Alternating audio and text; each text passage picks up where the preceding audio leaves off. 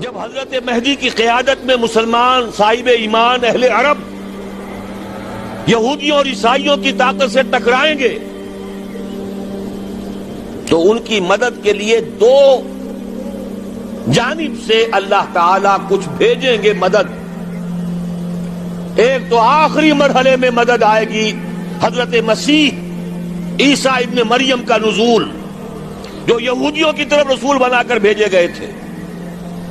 انہیں یہودیوں نے اپنے خیال میں سولی پر چڑھا دیا، لیکن اللہ نے فرمایا وما صلبوہ وما قتلوہ ولکن شبہ لہم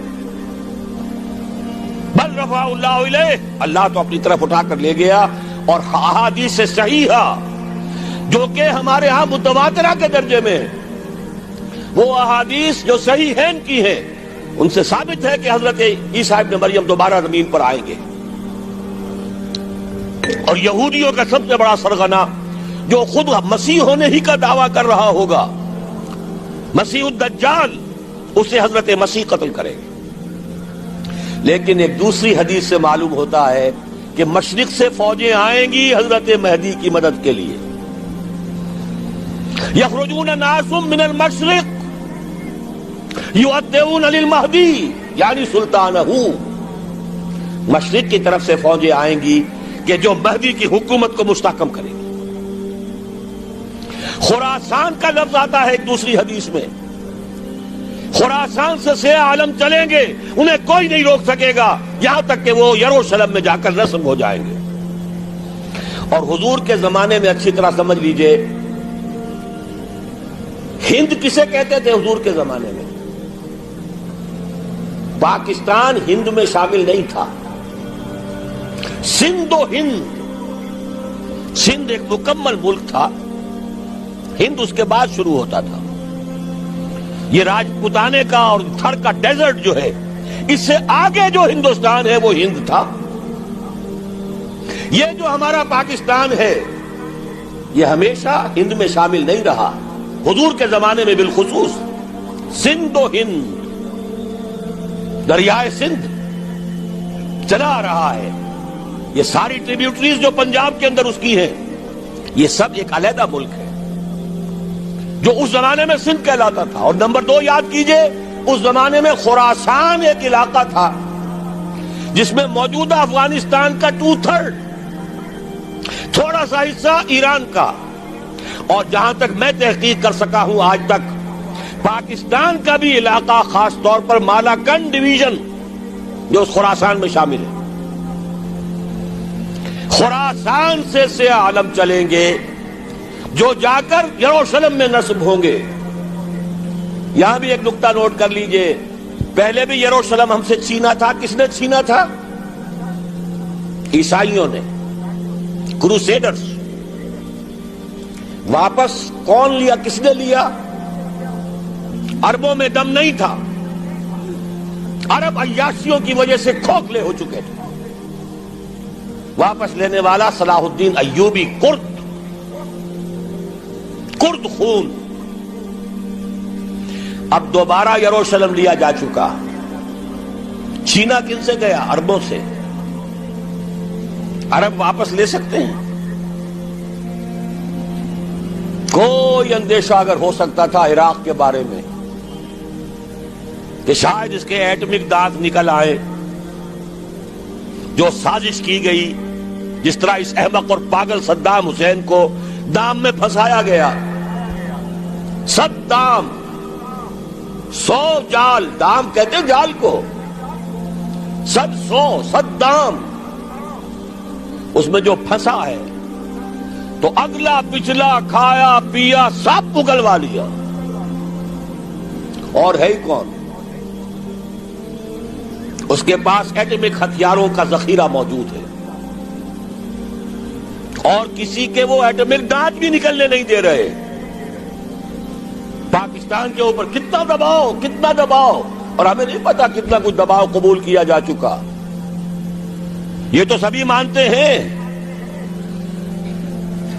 کیپ کر دیا گیا، روک دیا گیا، آگے تو نہیں بڑھ رہا، یہ تو سبھی مانتے ہیں. رول بیک بھی ہو گیا یا نہیں کچھ پتہ نہیں. لیکن کسی صورت یہ نہیں تسلیم کریں گے، قبول کریں گے کہ کسی مسلمان ملک کے پاس ایٹم بم آ جائے.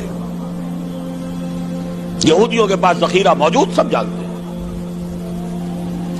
بہرحال یہ جان لیجئے اس علاقے سے امید ہوتی ہے سندھ اور خراسان. حالات بہت خراب ہیں ہمارے، اور حالات بہت خراب ہیں افغانستان کے بھی، لیکن حالات کے بدلتے اللہ تعالیٰ کی مشیت کے تحت دیر نہیں لگا کرتی. سیرت نبوی میں مجھے نظر آتا ہے سن 10 میں 10 نبوی ہجرت سے 3 سال پہلے 2.5 سال پہلے کہیں سے کوئی امید کی کرن نظر نہیں آتی تھی کہ عرب میں اسلامی حکومت قائم ہو جائے گی. 10 برس ہو چکے محمد الرسول اللہ کو دعوت دیتے ہوئے، اور ابھی تک بمشکل 125 آدمی ہے. اپنے بل پر اپنے طاقت پر مکے میں رہ بھی نہیں سکتے. کیسے ہو جائے گا؟ کہاں سے ہو جائے گا؟ میں آج پوچھتا ہوں، کوئی سر بتائے کہیں سے کوئی امید کی کرن اس وقت نظر آتی ہے؟ اس ماحول میں لے جائیے. اگلے 3 سال میں کیا ہو گیا؟ پہلے سال 6، اگلے سال 12، اس سے اگلے سال 72، اور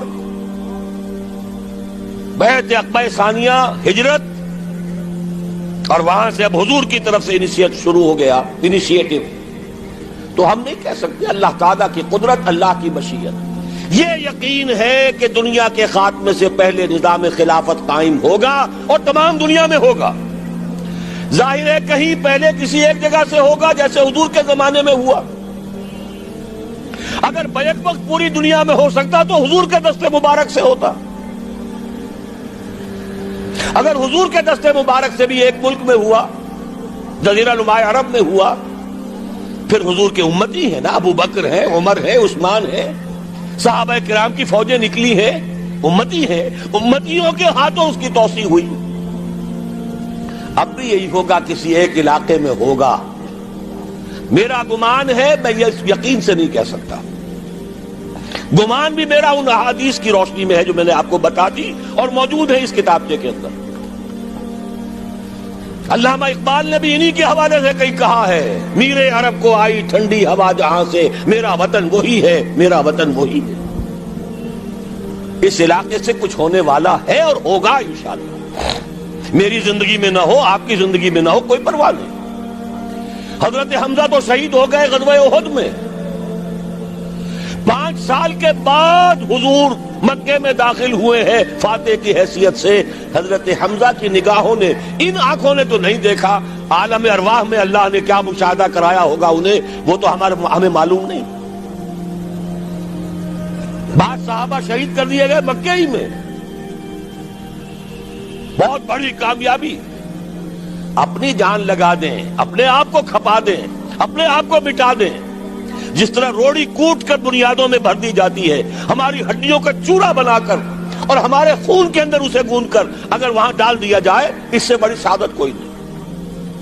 اس پر تعمیر ہو خلافت علی منہاج النبوہ کی، ہم اس کی بنیاد کے اندر دفن ہو جائیں، یہی بہت بڑی سعادت ہے. لیکن یہ ہوگا. میں نے عرض کیا تھا کہ یقین ہے مجھے کہ ہوگا، اور ہر صاحب ایمان کو یقین ہونا چاہیے کہ ہوگا. باقی یہ کہ یہ آثار ہیں اور احادیث بھی ہیں، اور 400 برس کی تاریخ بھی بتاتی ہے کہ یہیں سے ہوگا. 1000 برس تک سارے مجددین امت عالم عرب میں پیدا ہوئے. 11ویں صدی کا مجدد اعظم شیخ احمد سرہندی کہاں دفن ہے؟ سرہند میں، ہندوستان میں. 12ویں صدی کا مجدد اعظم شاہ ولی اللہ دہلوی کہاں دفن ہے؟ دہلی میں. 13ویں صدی کا مجدد اعظم سید احمد بریلوی، ان کی تو قبر بھی معلوم نہیں، لیکن ان کا خون جذب ہوا دریائے کنہار میں، اور ان کے سینکڑوں ساتھیوں کی لاشیں اس بالا کوٹ کے مقام پر. 14ویں صدی کے مجدد اعظم شیخ الہند، لیکن ان کے ساتھ ساتھ اتنے اعظم رجال علامہ اقبال جیسا مفکر، مولانا مودودی جیسا مصنف، مولانا الیاس جیسا مبلغ کہیں اور ہمیں دکھا دیجئے آپ۔ میں کل کہیں عرض کر رہا تھا، دیکھیے پہلے جو 1000 برس تک ہر خیر ہندوستان میں باہر سے آ رہا تھا۔ معین الدین اجمیری باہر سے آ رہے ہیں، شیخ علی حجویری باہر سے آ رہے ہیں، سندھ میں جتنے اولیاء دفن ہیں سب کے سب باہر سے، ایران سے چلے آ رہے ہیں۔ لیکن جیسے ہی 11ویں صدی شروع ہوئی، ریورس ہو گیا آرڈر۔ اب سلسلہ مجددیہ، نقش بندیہ اب ہندوستان سے نکل کر پھیل رہا ہے۔ پورا افغانستان، پورا ترکستان، تمام یہ ترک ریاستیں جو آزاد ہوئی ہیں ابھی USSR کے خاتمے کے بعد، یہاں تک کہ سائپرس، جزیرہ قبرص، پورا ترکی جو اب بھی ہے موجودہ ترکی، سلسلہ مجددیہ نقش بندیہ کہاں سے چلا؟ ہندوستان سے پھیل گیا پورے عالم اسلام۔ مفکر، علماء دین اور تمام علوم دینی کا مجدد شاہ ولی اللہ دہلوی، خالص ترین جہاد فی سبیل اللہ دور صحابہ کے بعد جماعت مجاہدین جام شہادت نوش کیا، سینکڑوں ہمارے مجاہدین۔ پھر 14ویں صدی میں اقبال جیسا مفکر، مودودی جیسا، دوبارہ دوہرا رہا ہوں، مصنف، مولانا الیاس جیسا مبلغ مجھے تو کہیں نظر نہیں آتا۔